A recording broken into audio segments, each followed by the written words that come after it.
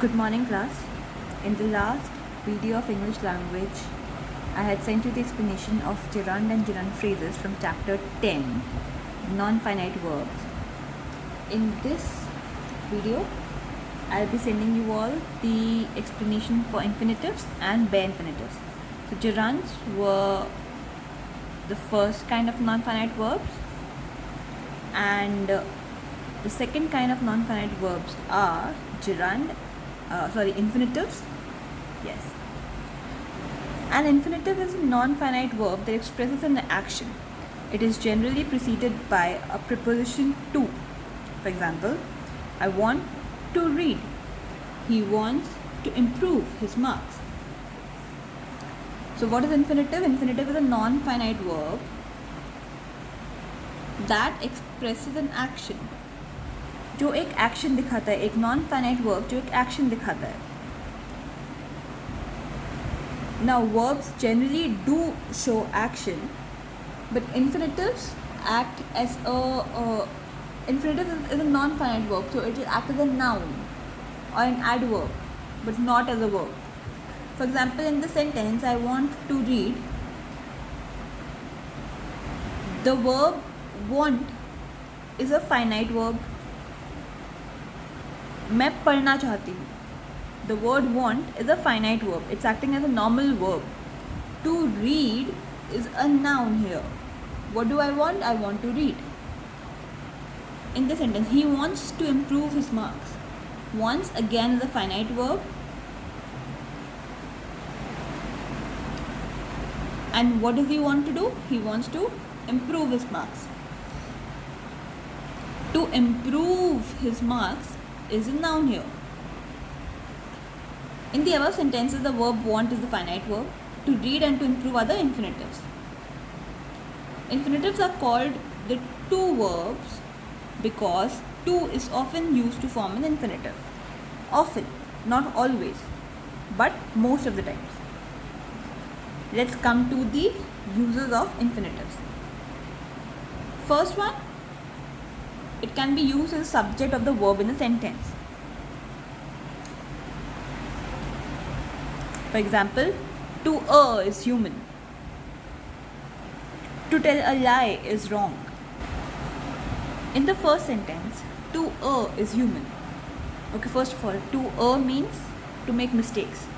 To err is human means, the sentence means that humans can make mistakes. So you are making mistakes because you are human. So human can make mistakes. To err is human. Okay. So in these sentences, to err is human. To tell a lie is wrong. The infinitive is working as a subject of the verb. To tell a lie is wrong. Subject. To err is human. Subject. Now we'll go through this note once. Infinitives are useful when we wish to state an aim or purpose, we wish to indicate result. So these are the two situations where we use infinitives mostly. Let's not go here. Let's not learn these. Let's just understand what are infinitives. So अभी तक हमने क्या सीखा? Infinitives are non-finite verbs. Non-finite verbs, they are words which are used in verbs, but they do not act as verbs. For example, I want to read. So if you are asked, okay, what are you doing? I am reading. So in this word, I am reading. Reading is a word. It's a finite verb. But in sentences like these, I want to read. So the finite verb is want. To read is the infinitive here. Non-finite verb, infinitive. Infinitives are those non-finite verbs that expresses an action, generally preceded by to, can come otherwise, that we'll study later. The second use is as the object of a preposition. The train is about to leave. The concert is about to end. So in these sentences, the infinitives to leave and to end are used as a preposition of the word about. What does this use means? जब हम बोलें as an object of a preposition, what does it actually means? So object of preposition means that if you remove these words, you don't know कि इसके बारे में बात क्या हो रही है. अगर आप ये इन्फिनेटिव्स हटा दीजिए तो आपको पता नहीं चलेगा कि आप बोलना क्या चाह रहे हो. The train is about to arrive at the station, about to leave, about to leave this station, so these kind of things. So you have to add these infinitives to tell what the train is about to do. The train is about to leave. So about here is a preposition and to leave is the infinitives. In the similar manner, in the second statement, the concert is about to end. Now the concert is about to start, to end, to take a break, about to take a break. The concert is about to change its performers. So that way, right? So about के बाद भी there can come many words. So what will come? So therefore object of a preposition, because this explains why we have used the preposition. In the above sentences, to leave and to end are the objects of the preposition about.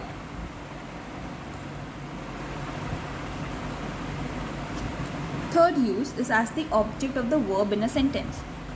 For example, I want to play. So here it's the object of the verb. Want is the finite verb. To play is the object of the verb. She wants to learn English. Wants is the finite verb. To learn is the object of the verb finite. She wants to learn English. Fourth one, as the object of the verb, but it also takes an object of its own.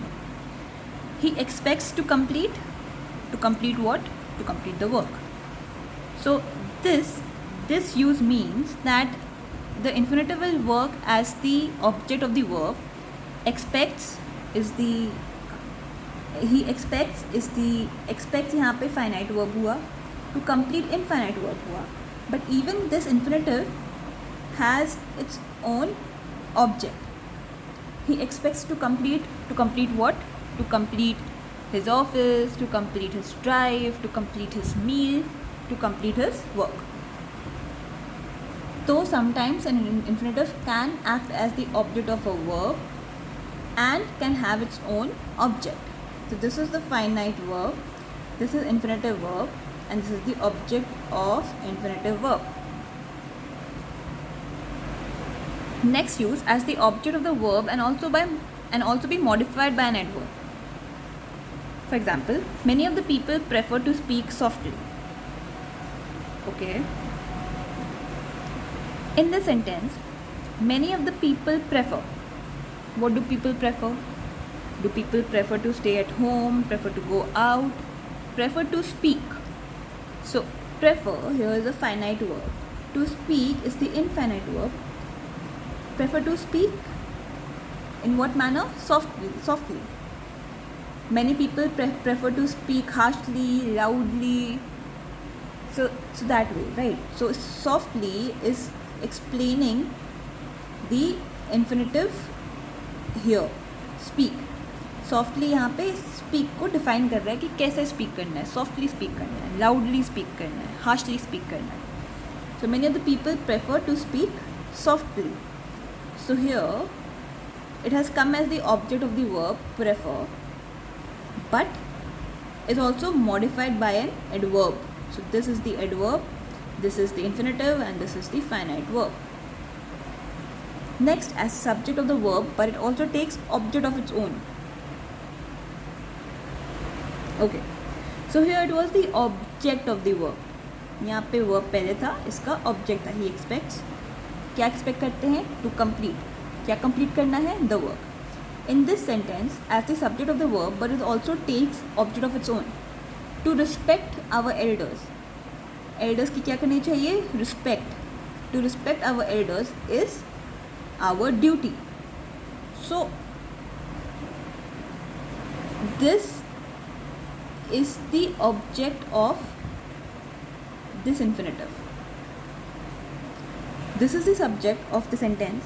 To respect our elders. Elders की क्या करनी चाहिए? Elders की respect करनी चाहिए. Is our duty. अगर हम यहाँ से एल्डर्स हटा दें, we can also make a complete sentence like to respect is our duty. To respect, but to respect our elders is our duty. तो यहाँ पे स्पेसिफाई क्या है कि रिस्पेक्ट किसकी करनी चाहिए? अपने एल्डर्स की करनी चाहिए. Coming up next to bare infinitives.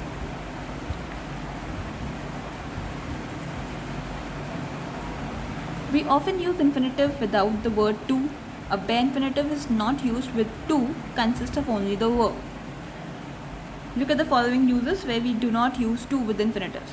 So most of the times, जैसे मैंने पहले भी कहा था, most of the times we make a verb into an infinitive non-finite verb by adding to read, to respect, to watch, to listen. But at times a bare infinitive is a word, so sometimes we also make infinitives without adding the word to. So when we make such infinitives where to is not added to the word, those are known as bare infinitives.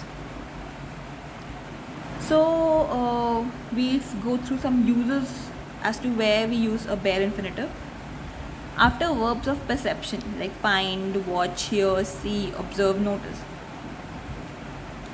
I saw the rainbow in the sky. I heard her cry. So I saw the rainbow in the sky. So verbs of perception is something which keeps on changing from person to person. Now, one person saw the rainbow in the sky, the other did not. I saw the rainbow in the sky. So in such words where a perception, a kind of perception is formed of a person, we don't use to with the infinitive. I saw the rainbow in the sky. I heard her cry. Now second use, after verbs like make and let. Partha made her laugh. Let her do this work. Parth too made her laugh नहीं होगा, या Parth made her to laugh नहीं होगा, और let her to do his work नहीं, let her to do this work नहीं. Parth made her laugh, let her do this work. There is no explanation to this point. It's just how English is, so it will come with practice. As a complement to some expressions in English are always followed by a bare infinitive. Some of them are rather, sooner, than, had, better, had, rather, etc.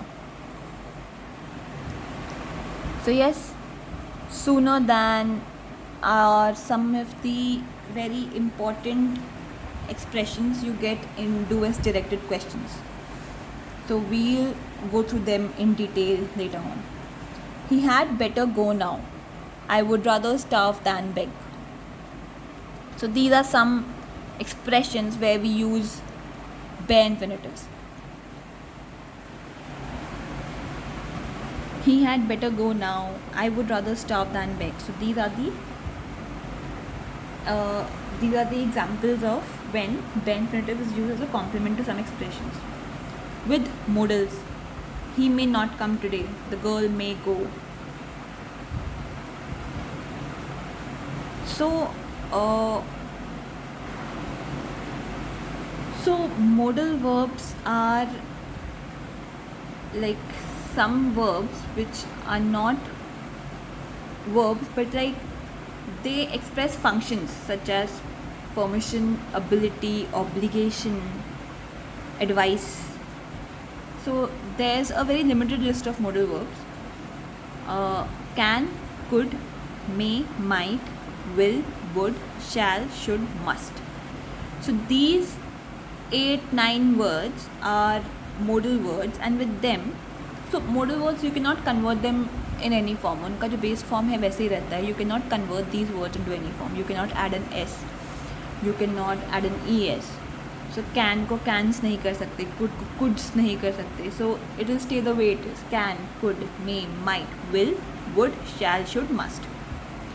Now he may not come today. So may here is a modal verb.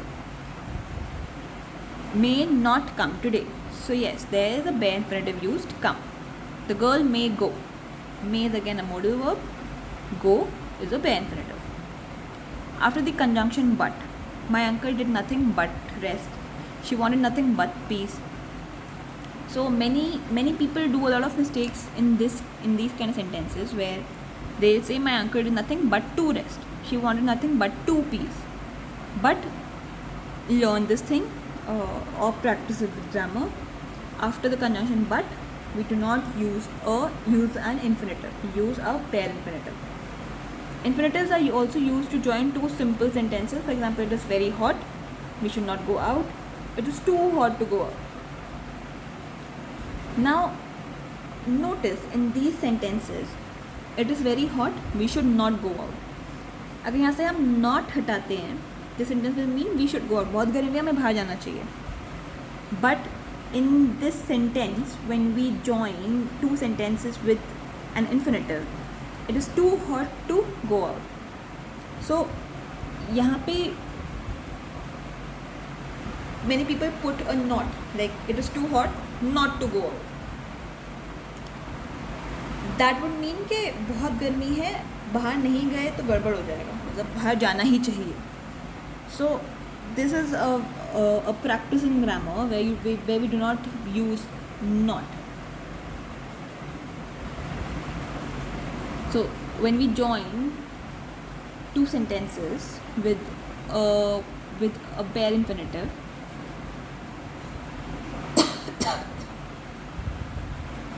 then we keep these things in mind. It's too hot to go out. बहुत गर्मी है बाहर जाने के लिए बहुत गर्मी है. बाहर ना जाने के लिए बहुत गर्मी है. अगर यहाँ पे हम not लगा देते हैं तो बाहर ना जाने के लिए बहुत गर्मी है. So that is the sentence. The adverb to is often used while joining sentences with infinitives. For example, we were happy when we saw the funny act. We were happy to see the funny act. So ये जो बीच के जो sentence जो words होते हैं ना, this can be removed. Like in this one, we were happy when we saw the funny act. We were happy to see the funny act. In the first sentence, हमने जब वो funny act देखा हम खुश हो गए. In the second sentence, उस funny act को देख के हम खुश हो गए. So they both mean the same. We just need to keep these things in mind when to remove these kind of words.